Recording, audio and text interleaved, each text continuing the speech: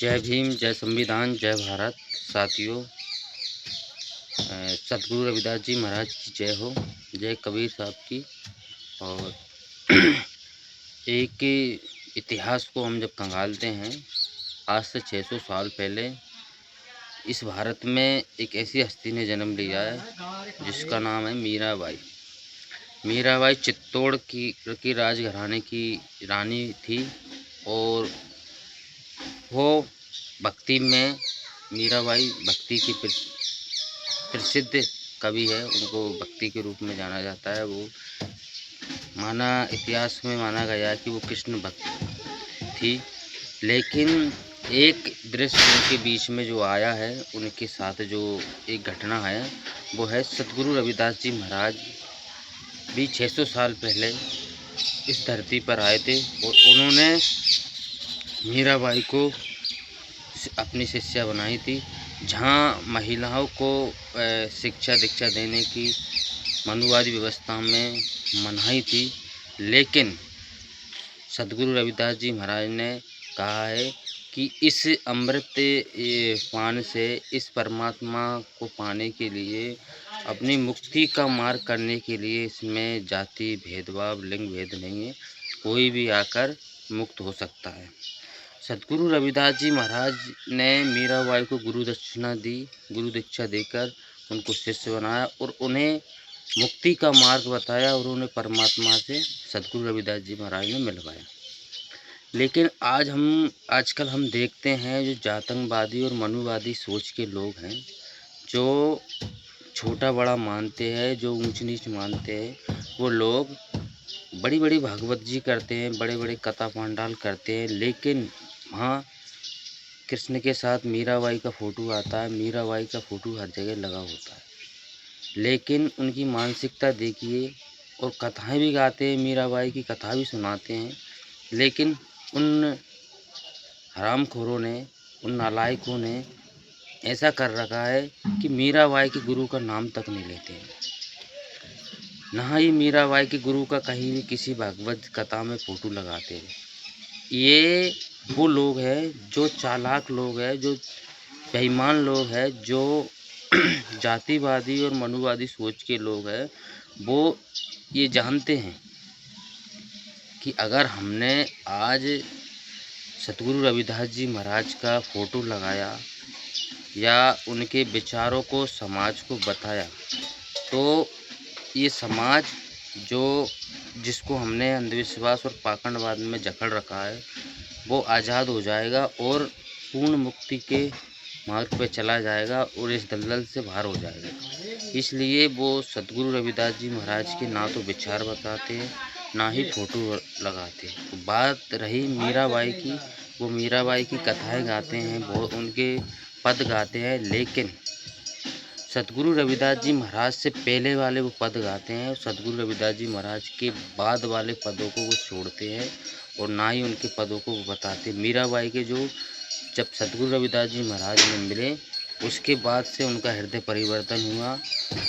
उस हृदय परिवर्तन से उन्होंने अपने परमात्मा को पाया। वो पहले मीराबाई जो सतगुरु रविदास जी महाराज से पहले वो आडंबरों में फंसी हुई थी मीराबाई, लेकिन ये लोग सतगुरु रविदास जी महाराज से पहले वाली मीराबाई थी, उस पाखंड नंबर को ये बताते हैं, उसको ये समझाते हैं। लेकिन जब सतगुरु रविदास जी महाराज से गुरु दीक्षा मीराबाई ने ली, उसके बाद के जो विचार परिवर्तन हुए मीराबाई के, उन्होंने कहा कि मुझे परमात्मा के रूप में सतगुरु रविदास मिल गया है। मीराबाई ने उस विचारों को ये लोग ना तो कथा भागवत में बताते हैं, ना ही किसी भी प्रकार से उनकी चर्चा करते हैं। मैंने कहीं भागवत जी भी सुनी है। उसमें जब ये पाठ आता है कि मीराबाई के गुरु कौन थे, तो उस समय कहीं पंडा पुजारी ये बोलते हैं कि मीराबाई के गुरु का नाम नहीं बताया जाता है, मतलब गुरु का नाम नहीं लिया जाता है। तो मैं उन लोगों से कहना चाहता हूँ जो इस आडंबर पाखंड में फंसे हुए हैं। आपको अगर मुक्ति का मार्ग चाहिए, आपको वाक़ई में परमात्मा की प्राप्ति चाहिए, वाक़ई में आपको इस जीते जी मुक्ति चाहिए, इस जीते जी आप सुखी होना चाहते हैं, तो आपको मीराबाई के उस दृश्य को देखिए जो सतगुरु रविदास जी महाराज के साथ जुड़े हुए हैं। आज भी चित्तौड़ में जो किला है चित्तौड़ का, राणा सांगा का, वहाँ गुरु महाराज के चरण पादुका मीराबाई ने बनवाए रखी है। और अगर जो भी आपको वाकई में परमात्मा चाहिए, तो आपको सतगुरु रविदास जी महाराज के बताए मार्ग पर चलकर इस जो हमारा शरीर है, इसके अंदर ही हम परमात्मा को प्रकट कर सकते हैं।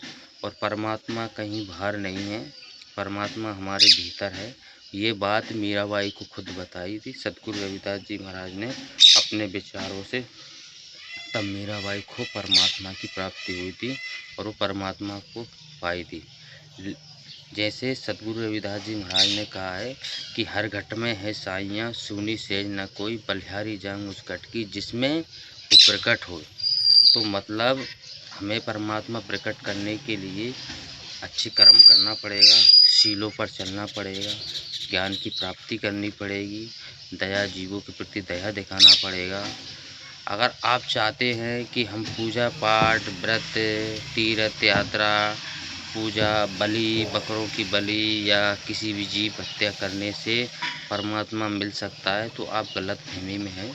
क्योंकि परमात्मा स्वयं प्रकट होता है।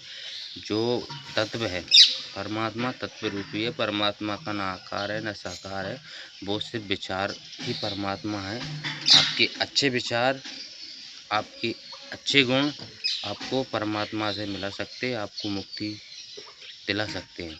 तो साथियों, मैं आपसे कहना चाहता हूँ, इनकी मानसिकता देखिए।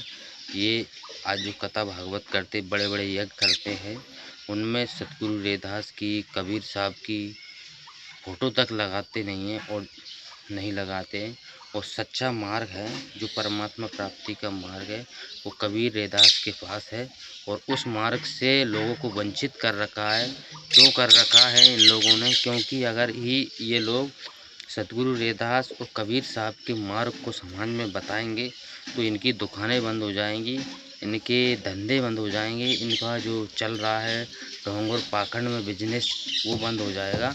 इसलिए ये लोग कहते हैं, ये लोग अपने धंधे के प्रति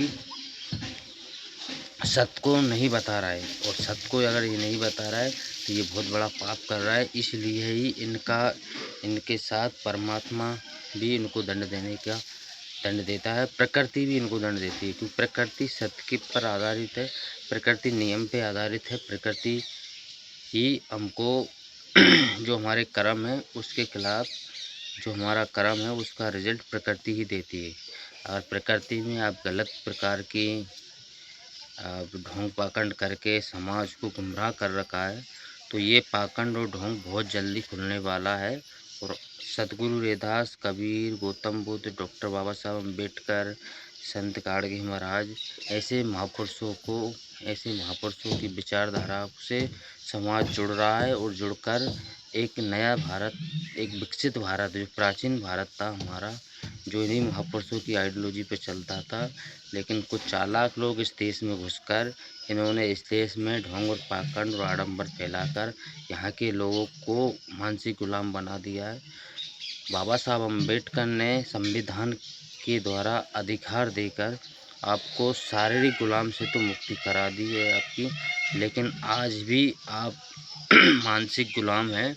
और इस मानसिक गुलामी को ख़त्म करने के लिए हमें इन्हीं महापुरुषों के विचारों को पढ़ेंगे और समझेंगे और मंथन करेंगे, तब हम मानसिक गुलामी को से छुटकारा पा सकते हैं।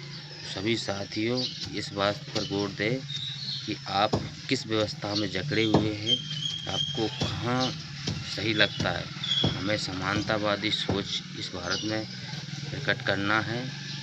इसी के साथ जय भीम, नमो बुद्धाय, जय संविधान।